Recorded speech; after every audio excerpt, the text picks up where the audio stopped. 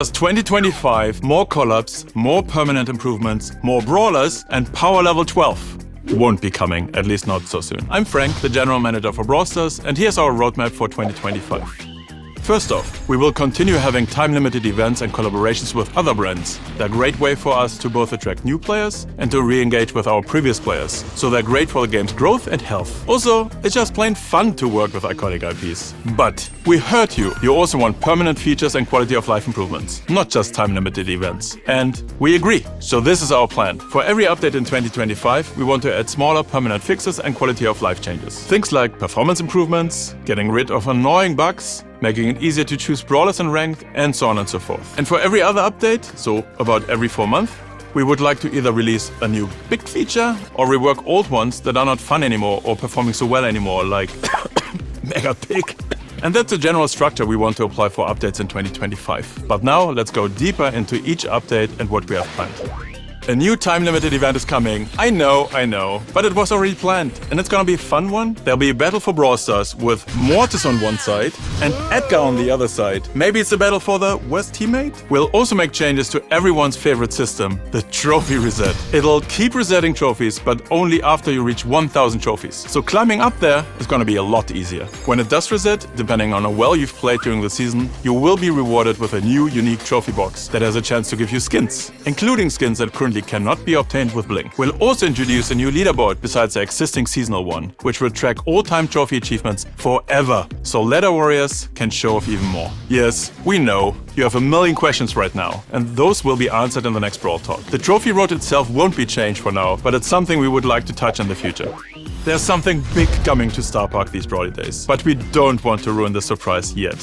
Note that the further away an update is, the less concrete the ideas are, but this at least is a plan for now. For our first update of 2025, our focus is to further integrate ranked and esports into the game. Imagine that progressing through ranked would be an additional path to enter the Brawl Stars Championship. We already see this in other games, and it's a great way to introduce amazing but unknown players to the esports world. And of course, we would take this opportunity to improve ranked itself. We wanted to be more competitive for the sweats, make the transition from casual to pro smoother, and open quality of life improvements, like a guaranteed ranked skin after a certain number of ranked drops, for example.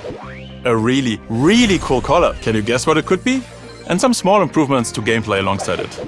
We would like to rework the Mastery system, or Trophy Road, or maybe even both. With the Trophy Road, we've been thinking about integrating it fully with the Star Park lore, which is currently only really explored on our social channels and almost non-existent in the game. There are so many amazing stories to tell in Star Park, and we want to tell them. We're also looking at something many of you asked us for. Should we explore achievements? Another, you guessed it, collab! And if everything goes according to plan, all brawlers should have hypercharges in this update, meaning that every new brawler after that would be released with a hypercharge ready to unlock at launch.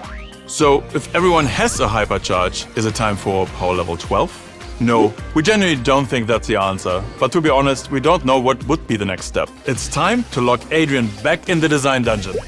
We currently have a PowerPoint inflation for long-time players, and if you're in this situation, you are more hungry for new abilities and changes. At the same time, newer players don't experience either of these issues. So, the question for us now is, can we create something new that feels fun? That's another expression for skill and would be upgraded mostly with PowerPoints. Would that be possible?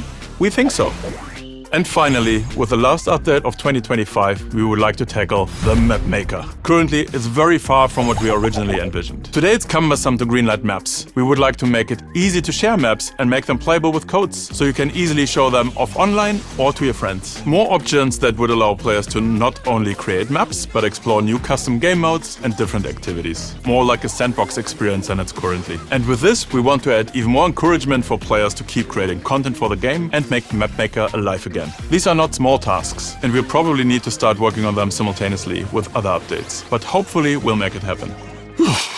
That was a long one. Let us know what you think in the comments, and we'll see you again for Brawl Talk on the 26th of October.